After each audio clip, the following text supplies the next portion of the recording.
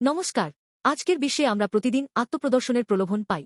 জমকালো বিলাসবহুল জিনিস, একটি চমৎকার বাড়ি, একটি সম্মানজনক চাকরি। আমরা এই সমস্ত সাফল্য এবং গর্ব সোশ্যাল মিডিয়ায় আপলোড করি, লাইক ভিক্ষা করি। কিন্তু খবর দেখুন, আমরা প্রায়শই এমন ঘটনার সম্মুখীন হই যেখানে প্রকাশ্যে প্রদর্শিত বিলাসবহুল জিনিস চুরির কারণ হয়, বা যেখানে একটি কোম্পানির মূল প্রযুক্তিগত তথ্য অসতর্ক প্রকাশের কারণে রাতারাতি পুরোপুরি চুরি হয়ে যায়। আমাদের আর্থিক অবস্থা বা গোপন তথ্য অসতর্কভাবে প্রকাশ করার কাজটিই হল আজকের আত্মপ্রদর্শন, যা আমাদের ভবিষ্যৎকে বন্ধক রাখে, আমাদের ভবিষ্যৎকে বিপদের মুখে ফেলে দেয়। রাজা হিজকিয় ঈশ্বরের কাছে প্রার্থনা করার পরে অলৌকিকভাবে সুস্থ হয়েছিলেন, কিন্তু যখন ব্যাবিলনের দূতরা তাকে দেখতে এলেন, তখন তাকে সুস্থকারী ঈশ্বরের গৌরব করার পরিবর্তে তিনি তার বস্তুগত সম্পদ এবং সামরিক শক্তি নিয়ে গর্ব করতে মনোযোগ দিলেন। তিনি তার সমস্ত ধন সম্পদ এবং তার অস্ত্রাগার দেখালেন। ভাববাদী যিশাই জিজ্ঞাসা করলেন, তারা কি দেখেছিল? এই প্রশ্নটি ছিল একটি শক্তিশালী সতর্কতা। তুমি কি জানো তোমার অসতর্কতা ভবিষ্যতে কি মূল্য নিয়ে আসবে? অবশেষে হিজকিয় একটি কঠোর ভবিষ্যদ্বাণী পেলেন যে তার সমস্ত ধন সম্পদ, এমনকি তার পুত্ররাও ব্যাবিলনে নিয়ে যাওয়া হবে। 2 রাজাবলি 20:14 অতিরিক্ত আত্মপ্রদর্শন একটি ভয়ানক সতর্কতা যে এটি গোপনীয়তা লঙ্ঘন, আর্থিক ক্ষতি এবং এমনকি অপরাধের লক্ষ্যবস্তু হওয়ার মাধ্যমে একজনের পুরো ভবিষ্যতের জীবন নষ্ট করে দিতে পারে।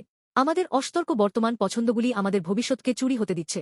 প্রিয় বন্ধুরা, সত্য হল যে আমাদের গর্ব কেবল আমাদের দুর্বলতাগুলি প্রকাশ করছে, এবং এটি কেবল শত্রুদের, শয়তানের জন্য একটি ভালো খাদ্য হয়ে ওঠে, যে আমাদের ঈর্ষা করতে চায় এবং শেষ পর্যন্ত আমাদের যা কিছু আছে তা চুরি করতে চায়।